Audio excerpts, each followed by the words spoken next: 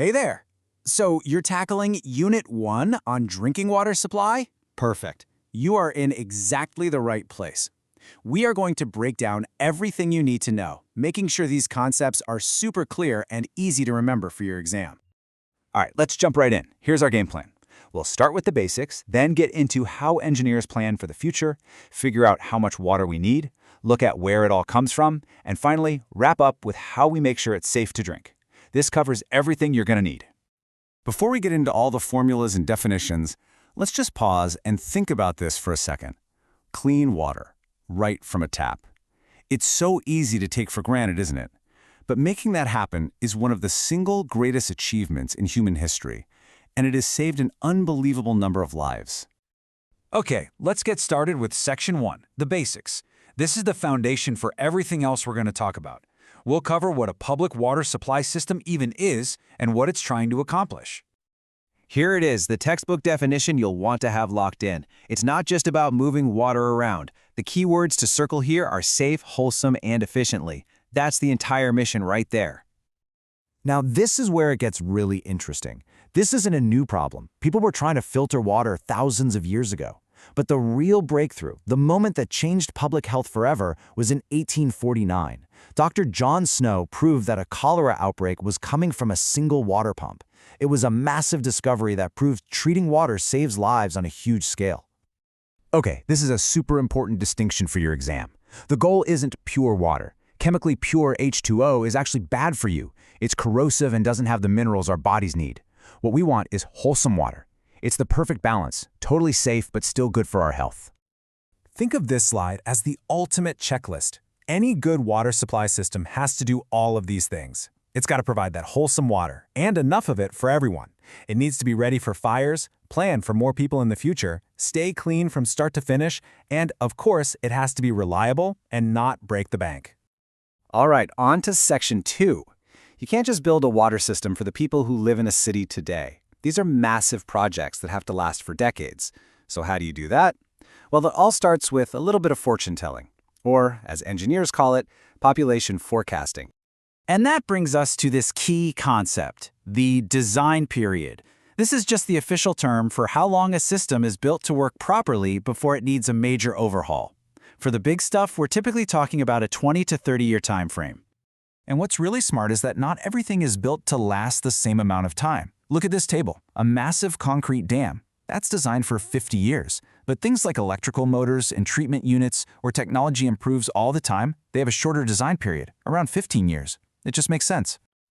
So here's the bottom line. It all starts with people. You can't possibly design a water system for the future if you don't have a good idea of how many people you'll be serving. This estimate is step 1. So how do we predict that future population? Well, the first and simplest way is the arithmetical increase method. It basically assumes a city grows by a steady, predictable number of people every decade. Think of a big, old, established city that's not really booming anymore. This method works great for that. Now, don't let the formula freak you out. It's way simpler than it looks. The future population, Pn, is just the present population, P, plus the average increase, C, multiplied by the number of decades, N. It's just simple straight-line growth. But what if you're dealing with a new city that's growing like crazy? That steady straight-line growth just won't cut it. For that, we need the geometrical increase method. This one assumes growth happens at a constant percentage, so it compounds over time, kind of like interest in a bank account. The formula looks a little more complex, but the idea is the same as that compounding interest. That IG in there just stands for the average percentage growth. You use this method, and you're going to get a much higher number, which is exactly what you need for a rapidly growing town. So we have the steady method and the super fast growth method. The incremental increase method is kind of the just right option in the middle. It takes the simple arithmetic method, but adds a little twist. It also accounts for the fact that the rate of growth might be speeding up over time. It's perfect for your average size town. And this table shows you why picking the right method is so incredibly important. Just look at the difference. For the same town, the arithmetical method predicts about 37,000 people, but the geometrical method predicts over 63,000. That's a massive gap. If you choose the wrong one, you could either build a system that's way too small or waste a ton of money on one that's way too big. Okay, Section 3. We've got our future population number.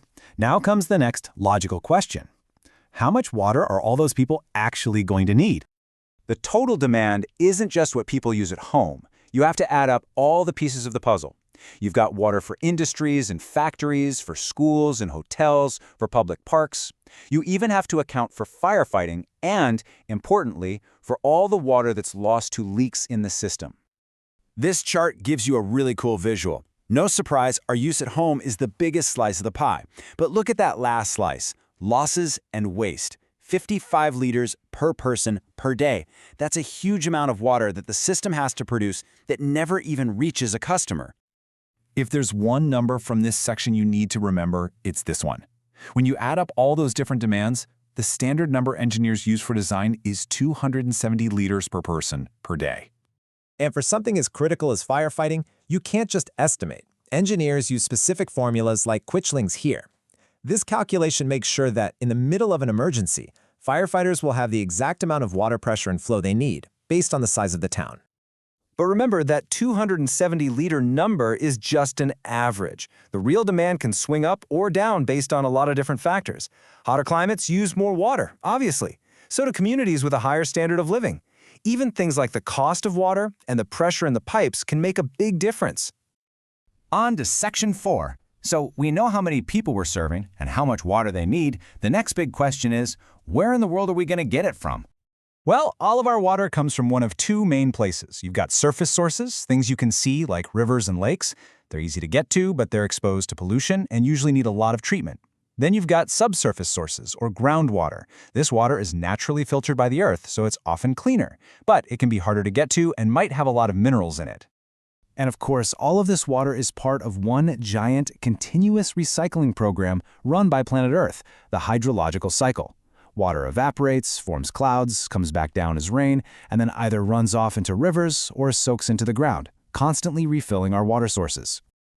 Now, when we talk about wells, it is so important to know that not all wells are created equal.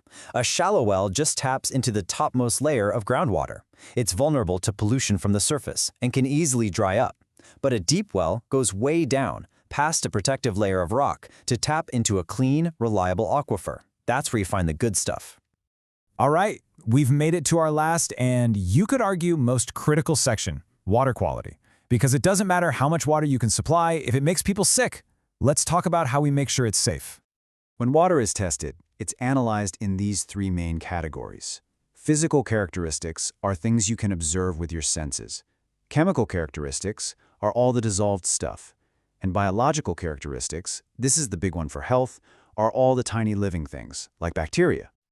Let's start with a physical one. Turbidity is just a fancy scientific word for cloudiness. If water is turbid, it means there are tiny particles floating around in it. The goal for drinking water is to have super low turbidity, less than 10 NTU, which means it's crystal clear. Moving on to a chemical test, pH. You want the water to be right in that neutral sweet spot. If it's too acidic, it can literally eat away at the pipes. If it's too alkaline, it leaves behind scaly deposits that clog everything up. So, the target is always a pH between 6.5 and 8.5. You've probably heard people talk about hard water. That's what this is. It's caused by dissolved minerals, and it's why soap sometimes doesn't lather up well. The important thing to know is that there are two types: temporary hardness, which you can fix just by boiling the water, and permanent hardness, which needs more advanced chemical treatment to get rid of. And that brings us to the biological stuff. Just let this quote from the World Health Organization sink in for a moment. 80%. This is precisely why testing for bacteria is not just important, it is absolutely essential for public health. This table is a fantastic summary of the key standards to know. You can see there are acceptable limits for things like hardness and chlorides, but I want you to look at that very last line, coliform count. That's the one we use to check for bacteria. And what's the acceptable limit? 0. Not a little bit, 0. When it comes to bacteria, the only safe amount is no amount. And that's a wrap on Unit 1. We've covered the entire complex journey water takes to get to you. So, to help you tie all this together for your exam, here's a final thought. Of all those different steps we've talked about, from forecasting to building to testing, which single step do you think is the most critical? The one that, if it fails, brings the whole system down. Pondering that is a great way to review. Good luck on your exam.